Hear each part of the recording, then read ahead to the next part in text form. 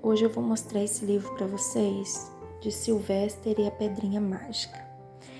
Bom, nós não gostamos desse livro porque é nosso, pessoal, da nossa casa, né? Nós não gostamos muito de livros de magia, né?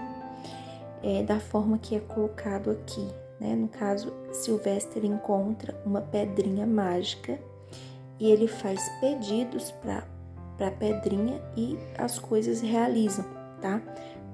Aqui em casa nós não gostamos desse tema, dessas histórias. Mas o livro é muito bem escrito e muito bem ilustrado. Então, vou mostrar aqui dentro para vocês. É um livro mais longo, texto mais longo. Tem uma história bonitinha no final, né? Uma lição de moral e tudo mais. Então, ó. Sylvester Duncan vivia com seus pais na Rua dos Pinhões, no Vale da Aveia. Um dos seus passatempos prediletos era colecionar pedras de formas e cores raras. E aí, um dia, ele encontra uma pedra, né? Num sábado de férias chuvoso, ele encontrou uma pedrinha extraordinária. Ela era de um vermelho flamejante, reluzente, muito redonda, até parecia de mármore. Enquanto estudava aquela pedrinha admirável, Sylvester começou a tremer, provavelmente de excitação, ao mesmo tempo que a chuva gelada caía nas suas costas. Aí ele desejou, eu queria que essa chuva parasse. E o que aconteceu? Para sua grande surpresa, a chuva parou. E não foi aos pouquinhos, como geralmente acontece. Foi de uma hora para outra. Os pingos se desfizeram no ar, as nuvens evaporaram e tudo ficou seco. E o sol passou a brilhar como se a chuva nunca tivesse existido. E aí ele começa a fazer vários pedidos e ele entende que a pedra realiza seus pedidos, entendeu? No final, ele deseja que ele encontrou, né, enquanto atravessava a colina dos Morãos, pensando em todas as coisas que poderia desejar, Sylvester levou um baita susto ao ver um leão feroz e faminto olhando para ele, de trás de uma moita. Ele ficou morrendo de medo. Se não estivesse tão amedrontado, poderia fazer o leão desaparecer ou desejar estar são e salvo em casa com seu pai e sua mãe. Ele poderia ter desejado que o leão virasse uma borboleta, uma margarida ou uma mosca. Poderia ter desejado muitas coisas, mas então ele entrou em pânico e não conseguiu pensar direito. Aí ele desejou ser uma rocha e ele se tornou numa pedra. Então, o que aconteceu? Ele ficou uma pedra sozinho no deserto, né, na mata, né, na floresta.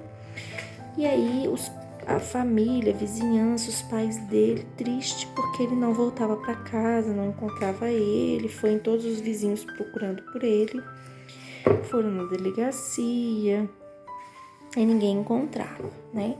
Todos os cachorros começaram a farejar, procurar por ele e foi passando tempos e ele continuava sendo essa rocha, né? E aí mudou a estação, passou o inverno, passou o outono, chegou o inverno, a neve derreteu, chegou a primavera e ele continuava lá. E aí aconteceu que a mãe dele um dia sentou, né, na rocha. O calor da mãe acordou Sylvester de seu longo sono de inverno. Como ele gostaria de poder gritar, mamãe, papai, sou eu, Sylvester, estou aqui. Mas ele não conseguia falar, não tinha voz, era uma rocha muda. Aí o senhor Duncan se pôs a andar sem rumo pela colina enquanto a senhora Duncan punha a comida sobre a rocha, sanduíches de alfafa, picles de aveia, tal. Que pedra fantástica, ela exclamou. Sylvester adoraria tê-la na sua coleção e botou a pedra em cima da rocha. Eles se sentaram para comer. Sylvester estava agora tão acordado quanto um burro em forma de rocha poderia estar. A senhora Duncan sentiu uma misteriosa excitação. Sabe, papai, disse ela, tenho a estranha sensação que o nosso querido Sylvester ainda está vivo e perto daqui. Aí ele pensou, né? Estou sim. Silvestre gostaria de gritar, mas não podia. Se pelo menos ele percebesse que a pedra apoiada no seu lombo de rocha era a pedrinha mágica. E aí, como eu gostaria que ele estivesse conosco nesse lindo dia de primavera, disse a senhora Duncan. E o senhor Duncan olhou tristemente para o chão. Vocês também não gostariam, papai? Ele a fitou como que dizendo, como você pode me fazer uma pergunta dessas, né?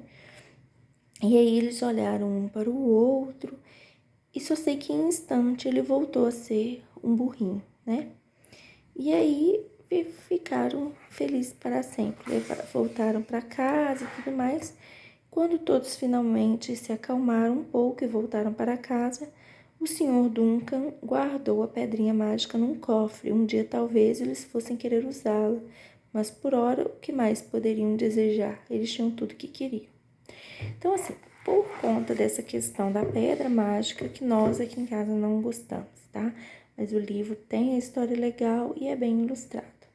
Se não tiver problema com relação à pedra mágica, é uma boa recomendação a partir de 4, 5 anos, que ele é mais longa a história.